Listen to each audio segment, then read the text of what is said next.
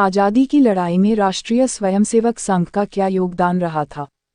आज़ादी की लड़ाई में संघ का सबसे विशिष्ट योगदान था जो युवा मोहन गांधी, जवाहरलाल गाजी, अब्दुल गफ्फार खान जैसे नेताओं की चपेट में नहीं आ रहे थे उन्हें अपनी ओर खींचना ताकि उन्हें हथियार विहीन रखकर महात्मा भगत सिंह एवं महात्मा चंद्रशेखर आज़ाद की राह पर चलने से रोका जा सके।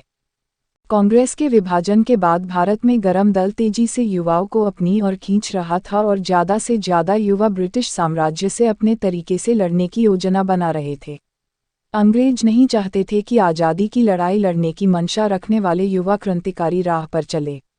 इन युवाओं को राजनीति से दूर रखने के लिए अंग्रेज़ों को भारत में ऐसे नेताओं और संगठन की जरूरत थी जो युवाओं को बड़े पैमाने पर अपनी तरफ खींचकर उनकी ऊर्जा और समय बर्बाद कर सके। इसके लिए अंग्रेज़ों ने निम्नलिखित कदम उठाने शुरू किए। उन्होंने मोहन गांधी को समाचार पत्रों में बेतहाशा कवरेज देना शुरू किया जिससे मोहन गांधी तेजी से युवाओं को अपनी ओर खींचने लगे। मोहन ने देश की एक बहुत बड़ी आबादी को चरखा, भजन, अनशन आदि में उलझा लिया। जो लोग मोहन की चपेट में नहीं आए उन्होंने सावरकर जी के निर्देशन में 1918 में हिंदू महासभा की स्थापना की। हिंदू महासभा का एजेंडा था पहला हिंदू राष्ट्र की स्थापना, दूसरा हिंदुओं का शस्त्रीकरण और तीसरा चुनावों में भाग लेना। खिलाफत आंदोलन में जब मोहन ने तुर्की की लड़ाई को भारत से लड़ना शुरू किया तो कई हिंदू कांग्रेस छोड़कर जाने लगे और हिंदू मुस्लिम हिंसा होने लगी। इससे युवा तेजी से हिंदू महासभा की ओर जाने लगे। हिंदू महासभा हिंदुओं का शस्त्रीकरण भी चाहती थी और चुनावों में भी भाग लेना चाहती थी। अंग्रेज देश में किसी भी ऐसे संगठन की ताकत नहीं बढ़ने देना चाहते थे जो राजनीति में भाग ले और शस्त्र की मांग करें। अंग्रेज़ों ने खान अब्दुल गफ्फार खान को एक अराजनीतिक दल गठित करने को कहा ताकि जो मुस्लिम युवा मोहन की चपेट में नहीं आ रहे हैं उन्हें दूसरे प्रकार के सेवा कार्यों को उलझाया जा सके। खान अब्दुल गफ्फार खान ने 1924 में खुदाई खिदमतगार नाम से एक राजनीतिक संगठन शुरू किया जो कंबल बांटने, गरीबों को शिक्षा और सेवा देने जैसे चिल्लर काम करता था। इसी तर्ज पर अंग्रेज़ों ने जवाहरलाल गाजी, इन्हें नेहरू के नाम से भी जाना जाता है, को भी आदेश दिए कि वे भी युवाओं का टाइम वेस्ट करने के लिए एक राजनीतिक संगठन बनाएं। जवाहरलाल ने 1925 में सेवा दल की स्थापना की। हिंदू महासभा में विभाजन डालने के लिए सिंधिया आदि देशी राजाओं ने 1925 में कांग्रेस के नेता श्री केशव बलिराम हेडगेवार को आरएसएस की स्थापना करने के लिए कहा और उन्हें संचालन के लिए फंडिंग दी। देशी राजाओं और मंदिरों का समर्थन मिलने के कारण आरएसएस तेजी से बढ़ने लगा। आरएसएस के नेता युवाओं को इकट्ठे करके उन्हें व्यायाम कराते, लाठी चलाना, ड्रम शंख बजाना और भजन गाना आदि सिखाते थे। इस तरह आरएसएस का मुख्य काम ब्रिटिश साम्राज्य से टकराव लेने वाले युवाओं को राजनीतिक गतिविधियों में उलझाकर उनका टाइम पास करना था ताकि ब्रिटिश को सुरक्षित मार्ग मिले। जिस देश में अंग्रेज़ों की हुकूमत हो उस देश में वही विचारधारा पनप सकती थी जो प्रत्यक्ष या अप्रत्यक्ष रूप से अंग्रेज़ों को लाभ पहुंचा रही हो। अतः गांधी, नेहरू, टैगोर, बिड़ला, बजाज, साराभाई और सिंधिया समेत वे सभी देशी राजा पनपे जो भीतर से अंग्रेज़ों को फ़ायदा पहुंचा रहे थे। सावरकर, भगत, आज़ाद, लालाजी, सुखदेव, बटुकेश्वर, उधम सिंह और सुभाष बाबू जैसे सच्चे क्रांतिकारी महात्माओं को दमन का सामना करना पड़ा और अंग्रेज़ों ने इनमें से किसी को नहीं बख्शा। संघ की स्थापना 1925 में हुई और 1947 तक संघ के स्वयंसेवकों की संख्या लगभग 8 लाख हो चुकी थी। कांग्रेस की तरह ही संघ को भी अंग्रेज़ों का मौन समर्थन हासिल था, क्योंकि दोनों ही संगठन कार्यकर्ताओं का टाइम फिजूल गतिविधियों में खपाकर अंग्रेज़ों को लाभ पहुंचा रहे थे। अतः कभी संघ को किसी प्रकार के दमन का सामना न करना पड़ा और संघ ने 1947 तक अंग्रेज़ों के खिलाफ कभी कोई आंदोलन भी नहीं किया। कुल मिलाकर ब्रिटिश हुकूमत में संघ फूलता फलता रहा। 1857 की क्रांति के बाद अन्य किसी सशस्त्र विद्रोह की आशंका को खत्म करने के लिए अंग्रेज़ों ने आर्म्स एक्ट लागू करके भारतीय नागरिकों के सभी हथियार जब्त कर लिए और हथियार रखने पर प्रतिबंध लगा दिया था। अंग्रेज जानते थे कि 40 करोड़ की आबादी को 70,000 अंग्रेज सिर्फ तब तक ही काबू में रख सकते हैं जब तक कि अवाम हथियार विहीन हो। संघ और गांधी दोनों ही भारतीयों को हथियार विहीन बनाए रखने के अंग्रेज़ों के एजेंडे पर कार्य कर रहे थे। संघ ने अंग्रेज़ों को भारत से खदेड़ने के लिए मुहिम चलाने की जगह अंग्रेज़ों का गांधीनुमा सांकेतिक प्रतिरोध किया और लाखों कार्यकर्ताओं को कंबल बांटने, गायों को चारा खिलाने, खून इकट्ठा करने, भोजन बांटने, राष्ट्रभक्ति के गीत गाने, ड्रम शंख बजाने, हल्के व्यायाम करने, पथ संचलन करने आदि में व्यस्त कर दिया। बदले में अंग्रेजों ने संघ को फलने फूलने दिया। नीचे संघ द्वारा प्रकाशित हेडगेवार जी की जीवनी में से कुछ अंश दिए गए हैं, जिससे आप अंदाजा लगा सकते हैं कि किस तरह हेडगेवार जी युवाओं को ब्रिटिश साम्राज्य के खिलाफ लड़ने से रोक रहे थे और उनका निःशस्त्रीकरण कर रहे थे। जब सुभाष बाबू ब्रिटिश के खिलाफ बाहरी आक्रमण द्वारा विद्रोह की योजना बना रहे थे तो बालाजी हुदार और डॉक्टर वी.आर. संजगिरी सुभाष बाबू का संदेश लेकर डॉक्टर हेडगेवार के पास पहुंचे। उन्होंने डॉक्टर हेडगेवार को सुभाष बाबू का संदेश दिया। सुभाष बाबू की योजना थी कि ब्रिटिश के खिलाफ एक देशव्यापी विद्रोह किया जाए तथा उन देशों का भी बाहरी आक्रमण में सहयोग लिया जाए जो ब्रिटिश के खिलाफ है। डॉक्टर हेडगेवार ने जवाब दिया कि यह बात सही है कि देश में विद्रोह होने के हालात है, पर सबसे बड़ा सवाल है कि आपकी तैयारी कितनी है। इस योजना पर अमल शुरू करने के लिए हमें कम से कम 50% तैयारी की जरूरत है। इस समय सुभाष बाबू की कमांड में कितने लोग हैं? जब तक हम खुद तैयार नहीं होते तब तक अन्य देशों से सहायता लेने से कोई लाभ नहीं होगा। अनुशीलन समिति के उग्र नेता त्रिलोकीनाथ चक्रवर्ती भी ब्रिटिश राज के खिलाफ राष्ट्रव्यापी विद्रोह की तैयारी कर रहे थे। एक बार चक्रवर्ती खुद नागपुर आए और विद्रोह की योजना के बारे में डॉक्टर हेडगेवार से मिले, लेकिन डॉक्टर हेडगेवार का साफ तौर पर मानना था कि लोगों को जगाना और संगठन को मजबूत बनाए बिना सफलता संभव नहीं है और इसके लिए अभी और तैयारी करने की जरूरत थी। संदर्भ: doctor Hedgewar, the epoch maker, a biography, page number 76, publisher RSS, link URL। Shyama Prasad Mukherjee सीधे बंगाल से आए थे और उनके पास बंगाल में हिंदुओं की दुर्दशा से संबंधित बुरी खबरें थी।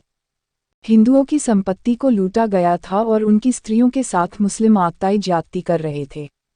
हिंदू विधवाओं की दशा और भी बदतर थी। मुखर्जी की आवाज में गहरी पीड़ा और गुस्सा भरा हुआ था। उनका कहना था कि बंगाल में हिंदुओं के एक सशस्त्र दस्ते, मार्शल ग्रुप, को संगठित करने की तत्काल जरूरत है, वरना बंगाल में हिंदू नहीं बचेंगे। मुखर्जी यह कह रहे थे तो उनकी आवाज भर्राई हुई थी। यह सुनकर डॉक्टर हेडगेवार गहराई से विचार करने लगे। तब उन्होंने कहा कि हमें नहीं भूलना चाहिए कि वहाँ एक मुस्लिम सरकार है। वे हिंदुओं के सशस्त्र दस्ते को वहाँ टिकने नहीं देंगे और ब्रिटिश भी उनका ही समर्थन कर रहे हैं। उनके लिए हिंदुत्व का उत्कर्ष एक बुरे सपने की तरह है। तब वे तुम्हारी योजना को कैसे सफल होने देंगे? यह सुनकर मुखर्जी ने कहा कि फिर आपके हिसाब से हिंदुओं के पास कौन सा रास्ता बचा है? तब डॉक्टर हेडगेवार ने अपनी गहरी सोच को प्रकट करते हुए बड़े ही सधे हुए अंदाज में कहा कि बात चाहे पंजाब की हो या बंगाल की, हिंदुओं की दुर्दशा का कारण है कि वे संगठित नहीं हैं। जब तक हिंदू संगठित नहीं होते तब तक उनकी दशा ऐसी ही रहेगी। हमें सभी हिंदुओं को राष्ट्रीय भावना से ओतप्रोत करना होगा। हमें उन्हें एक दूसरे से प्यार करना सिखाना होगा ताकि वे एक दूसरे से संयुक्त होकर पूरे देश को उठ खड़े होने में मदद करें। सिर्फ और सिर्फ इसी तरीके से हिंदू एक राष्ट्र के रूप में फिर से उठ खड़े हो सकेंगे। और संघ बिल्कुल इसी नीति पर काम कर रहा है। डॉक्टर मुखर्जी हेडगेवार जी के इन अद्भुत विचारों से बेहद प्रभावित हुए और जल्दी ही बंगाल में उन्होंने शाखा लगानी शुरू कर दी। संदर्भ: doctor Hedgewar, the epoch maker, a biography, page number 78, publisher RSS, link URL। सतारा के ख्यात न्यायविद दादा साहेब करिंदर की मृत्यु के बाद उनके पुत्र विट्ठलराव करिंदर ने डॉक्टर हेडगेवार जी को 100 रुपये के साथ यह संदेश भेजा था कि दादा साहेब की इच्छा थी कि इन रुपयों से एक शील्ड खरीदकर उस स्वयंसेवक को इनाम के रूप में दी जाए जो तीरंदाजी में सबसे कुशल हो। डॉक्टर साहेब ने जवाब भेजा कि संघ में तीरंदाजी नहीं सिखाई जाती। हमने इसके प्रशिक्षण के बारे में विचार किया था लेकिन इसे लागू करना संभव नहीं हो सका। ऐसी स्थिति में आपकी राशि का इस्तेमाल अमुक मद में नहीं किया जा सकता। यह राशि यहाँ हमारे पास जमा रहेगी। आगे हम इसका उपयोग आपकी सलाह के अनुसार करेंगे। बाद में विट्ठलराव के निर्देशानुसार इस राशि का उपयोग सांगली में संघ कार्यालय के लिए भूमि खरीदने के लिए किया गया था। संदर्भ: doctor Hedgewar, the epoch maker, a biography, page number 66, publisher RSS, link URL। और इस तरह महात्मा सुभाष चंद्र बोस ने खुद को संघ की चपेट में आने से बचा लिया था। जब डॉक्टर केशव बलिराम हेडगेवार 1928 में कांग्रेस वर्किंग कमेटी के सालाना अधिवेशन में भाग लेने कलकत्ता गए थे तो उन्होंने सुभाष चंद्र बोस से मुलाकात की थी। सुभाष बाबू तब कलकत्ते के मेयर थे और उन्होंने मुलाकात के लिए सिर्फ 10 मिनट का समय दिया था। लेकिन जब इन दोनों हस्तियों ने बातचीत शुरू की तो जैसे घड़ी की सुइयां ठहर गई। उनके बीच में घंटों तक विचारों का आदान प्रदान होता रहा। डॉक्टर साहेब के ठोस और बेबाक जवाबों ने सुभाष बाबू की सभी जिज्ञासाओं को शांत किया और उन्हें गहराई तक प्रभावित किया। और अंत में डॉक्टर साहेब ने सुभाष बाबू से संघ से जुड़ने और इसके लिए सक्रिय रूप से काम करने का आग्रह किया। सुभाष बाबू ने जवाब दिया कि डॉक्टर साहेब, आपने जो भी कहा उससे मैं पूर्णतः सहमत हूँ। इसमें कोई संदेह नहीं कि सिर्फ आप ही है जिसके पास भारत को स्वतंत्र कराने के लिए सबसे प्रभावशाली तरीका है। लेकिन मैं इस कार्य को राजनैतिक रूप से करने में पूरी तरह से जुटा हुआ हूँ, अतः अन्य किसी वैकल्पिक दिशा में कार्य करने की स्थिति में नहीं हूँ। इसीलिए मेहरबानी करके आप मुझे तो माफ़ी कीजिए। संदर्भ: doctor Hedgewar, the epoch maker, a biography, page number 46, publisher RSS, link URL 334/12-29-2। राष्ट्रपिता महात्मा सुभाष चंद्र बोस जानते थे कि संघ युवाओं को गैर राजनैतिक सामाजिक सेवा कार्यों में खपाकर ब्रिटिश राज के खिलाफ उठ रहे क्रांतिकारियों के आंदोलन को तोड़ रहा है और इससे सिर्फ अंग्रेजों को ही लाभ होगा। इसीलिए उन्होंने बड़ी सफाई से हेडगेवार जी को टरका दिया। लेकिन मधुकर दत्तात्रेय देवरस, जो कि आगे चलकर 1974 में संघ के तीसरे सरसंघ संचालक बने, और अन्य लाखों युवा इतने परिपक्व नहीं थे कि वे इस बात को समझ पाते। उल्लेखनीय है कि देवरस महात्मा भगत सिंह से प्रेरित होकर अंग्रेजों पर इसी तरह का हमला करने की योजना बना रहे थे। लेकिन इन वक्त पर हेडगेवार जी ने उन्हें और उनके साथियों को समझा बुझाकर भगत सिंह जी के रास्ते को छोड़ने और संघ के महान और ऊंचे आदर्शों के लिए काम करने के लिए राजी कर लिया था। जब हेडगेवार सुभाष बाबू से मिले तो वे परिपक्व हो चुके थे। यदि वे नवयुवक होते तो संभावना थी कि हेडगेवार उन्हें उषा काल में आकर व्यायाम करने, लाठी चलाना सीखने, कंबल बांटने, ध्वज वंदना करने, पथ संचलन निकालने और नारे लगाने जैसे संघ की महान गतिविधियों में लगा देते। मुझे नहीं पता तब आज़ाद हिंद फौज खड़ी करने जैसा कार्य कौन करता, लेकिन इतना तय है कि तब शायद भारत को आज़ादी के लिए और भी लंबा इंतजार करना पड़ता। जब हम कॉलेज में पढ़ रहे थे तो भगत सिंह जी के क्रांतिकारी विचारों से बहुत प्रभावित थे। हमारे दिमाग में अक्सर बार बार यह ख्याल आता कि हमें भी भगत सिंह जी की तरह या ऐसा ही कुछ बहादुरी का काम करना चाहिए। चूंकि संघ में राजनीति और क्रांतिकारी विचारों पर विमर्श नहीं किया जाता था, इसीलिए हम और अन्य हमारे जैसे युवा संघ के कार्यकलापों में कम रुचि लेते थे। जब भगत सिंह जी और उनके साथियों को फांसी की सजा दी गई तो हमारा दिल साहस से भर उठा और हमने भी कुछ इसी तरह की कार्यवाही करने की शपथ ली। हम इतने उत्तेजित थे कि हमने घर छोड़ने का भी फैसला कर लिया था। लेकिन डॉक्टर साहेब हेडगेवार जी को सूचित किए बिना ऐसा कुछ भी करना धृष्टता होती, इसलिए हमने अपनी योजना के बारे में डॉक्टर साहेब को बताने का निर्णय किया। इस संबंध में जब हमने उन्हें सूचित किया तो डॉक्टर साहेब ने मुझे और मेरे साथियों को बुलाया। हम साहस और उत्साह से भरे हुए डॉक्टर साहेब से मिलने गए और उन्हें अपनी योजना के बारे में बताया। हमारी योजना सुनकर डॉक्टर साहेब ने हमें समझाया कि यह बहुत ही बेवकूफ़ी भरा फैसला है और ऐसा करके तुम संघ के ऊंचे और महान लक्ष्य की उपेक्षा कर रहे हो। डॉक्टर साहेब हमें 7 दिनों तक संघ के महान लक्ष्यों के बारे समझाते रहे। हमारी सभा रात को भी 10 बजे से 3 बजे तक चलती थी, जिसमें डॉक्टर साहेब बराबर हमें इस बारे में उपदेश करते थे। डॉक्टर साहेब द्वारा दिए गए ब्रिलियंट आइडियाज़ और उनके चमत्कारिक नेतृत्व ने जीवन के बारे में मेरी और हमारे अन्य साथियों की विचारधारा को पूरी तरह से बदलकर रख दिया था। बस उसी दिन से मैंने अपने दिमाग से इस तरह के फितूर को निकाल फेंका और मैं संघ के लक्ष्यों के लिए पूरी तरह समर्पित हो गया। बाला साहेब देवरस, राष्ट्रीय स्वयंसेवक संघ के तीसरे सरसंघ संचालक, 1973 से 1994।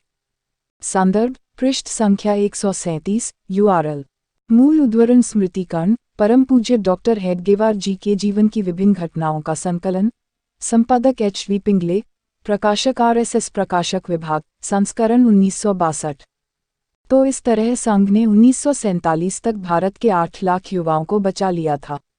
नियति ने महात्मा भगत सिंह, महात्मा चंद्रशेखर आज़ाद, महात्मा उधम सिंह जी आदि क्रांतिकारियों को हेडगेवार जी से मिलने का अवसर नहीं दिया, वरना वे इन्हें भी बचा लेते। भारतीय त्योहारों की प्रथा में मनाए जाने वाले उत्सव दशहरे पर संघ भी शस्त्रों की सांकेतिक पूजा किया करता था। एक दफ़ा ऐसा हुआ कि पंजाब का एक कारोबारी बहुत ही अच्छी तरह से डिज़ाइन किए हुए खंजर और तलवारें बेचने के लिए वर्धा आया। एक स्थानीय स्वयंसेवक ने सोचा कि हमें पूजा में कम से कम एक तो असली खंजर तो रखना ही चाहिए। उसने खंजर का दाम पूछा और खरीदने की अनुमति लेने के लिए बड़े ही उत्साह में संघ संचालक के घर पहुंचा।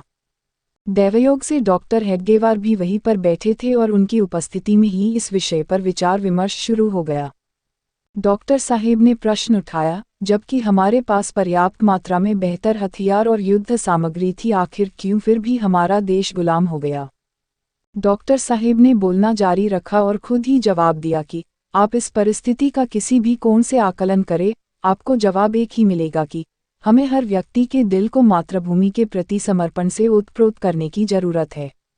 जब देश इस भावना से सुरभित हो जाएगा तो हमें हथियारों की कोई आवश्यकता नहीं रहेगी और बिना एक पल भी गंवाए हम विदेशी सत्ता से आज़ाद हो जाएंगे। उन्होंने आगे यह भी जोड़ा कि जब पांडव अज्ञातवास में थे तो उन्होंने अपने शस्त्रों को शमी वृक्ष में छुपा दिया था, इसलिए हमें हथियारों की चिंता नहीं करनी चाहिए। हमें एकाग्रचित होकर अपने आंदोलन को देश भर में फैलाने और अपने संगठन को मजबूत बनाने पर ध्यान देना चाहिए। संदर्भ: doctor Hedgewar, the epoch maker, a biography, page number 46, publisher RSS, link. URL: बताइए, परम पूज्य हेडगेवार जी ने स्वयंसेवक को यह नहीं बताया कि जंग में निर्णायक बढ़त सिर्फ हथियारों से ही मिलती है। जिस पक्ष के पास जितने बेहतर हथियार होंगे जीतने की संभावना भी उतनी ही बढ़ जाएगी। 1857 में सैनिक विद्रोह इसीलिए असफल रहा क्योंकि भारतीय सैनिकों के पास हथियार खत्म हो गए थे और तब भारत को बंदूकें और कारतूस बनाने नहीं आते थे। मुगल भी भारत पर इसीलिए कब्जा कर पाए क्योंकि उनके पास बेहतर तोपखाना था। सिर्फ 80,000 अंग्रेज 40 करोड़ भारतीयों को इसीलिए गुलाम बनाकर रख पाए क्योंकि जहां अंग्रेजों के पास बंदूकें थी पर भारतीयों के पास तलवारें आदि सामान्य अस्त्र भी नहीं थे। 1857 की क्रांति के बाद अंग्रेज घबरा गए थे और अगले सशस्त्र विद्रोह की संभावना को खत्म करना चाहते थे। इसके लिए उन्होंने 1860 में आर्म्स एक्ट बनाया और सभी भारतीयों के हथियार खींच लिए। लोग चोरी चुपके फिर से हथियार न जुटा ले, इसके लिए वायसराय का काम महादुरात्मा गांधी ने संभाल लिया था। वे पूरे देश में घूम घूम कर लोगों को यह समझा रहे थे कि चाकू, तलवार, बंदूकें आदि रखना अच्छी बात नहीं है। महादुरात्मा गांधी का मानना था कि हथियार सिर्फ अंग्रेजों को ही रखने चाहिए, भारतीयों को नहीं, और अंग्रेजों को तो अवश्य ही रखने चाहिए। हेडगेवार भी युवाओं को हथियार न रखने का यह संदेश अपने तरीके से दे रहे थे। जो कोई भी हेडगेवार जी के पास ब्रिटिश साम्राज्य पर हमला करने की योजना लेकर आता था वे उसे संघ के महान उद्देश्य को पूरा करने में लगा देते थे, और यह उद्देश्य था संगठन को मजबूत बनाना, हिंदुओं को संगठित करना, हिंदुओं को एक करना, उनमें एकता लाना, हिंदुओं को जगाना, उनमें राष्ट्रीय भावना डालना आदि आदि। आप नोट करेंगे कि आज भी आप संघ के सामने कोई भी समस्या रखे वे उसका कारण आज भी यही बताते हैं कि हिंदू सोया हुआ है इसीलिए यह समस्या है, और इसका इलाज यह है कि हिंदुओं को जगाकर उन्हें एक किया जाए। इस प्रकार भारतीयों को हथियार विहीन बनाए रखने की नीति पर वायसराय के अलावा महादुरात्मा गांधी और हेडगेवार जी भी काम कर रहे थे। बस उनके तरीके अलग थे। जो नागरिक इन उपदेशों की लपेट में आ गए वे हथियार विहीन रहे और विभाजन के दौरान 20 लाख हिंदुओं को अपनी जान से हाथ धोना पड़ा। लेकिन सिखों और मुस्लिम धर्मावलंबियों ने जागने, जगाने और संगठित होने जैसी बकवास पर ध्यान नहीं देकर खुद को हथियारबंद करने को तवज्जो दी और इसीलिए 1947 के दंगों के दौरान उन्हें अपेक्षाकृत कम जनहानि हुई। ज्ञातव्य है कि सिखों ने कृपाण दा मोर्चा आंदोलन करके अंग्रेजों पर दबाव बनाकर तलवार रखने का अधिकार ले लिया था। बाद में सभी वर्गों के लोगों को इसकी अनुमति दे दी गई।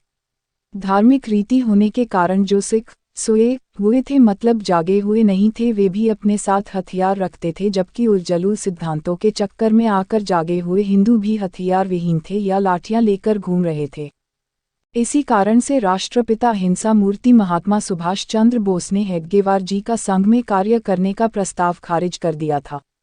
वे बात तो टेढ़े तरीके से समझने के आदी नहीं थे। वे इस सीधी बात को समझते थे कि अंग्रेज़ों के पास हथियार है और भारतीय हथियार विहीन है, इसीलिए इन्हें खदेड़ने के लिए हमें अंग्रेज़ों से ज़्यादा सशस्त्र ताकत जुटानी होगी। महात्मा भगत सिंह जी, महात्मा चंद्रशेखर आज़ाद, उधम सिंह जी आदि भी इसी बात में मानते थे। लेकिन संघ का शीर्ष नेतृत्व इन्हें न जाने क्यों भटके हुए नौजवान और अंध राष्ट्रवादी कहता था और युवाओं को इन क्रांतिकारियों का अनुसरण न करने के लिए प्रेरित करता था।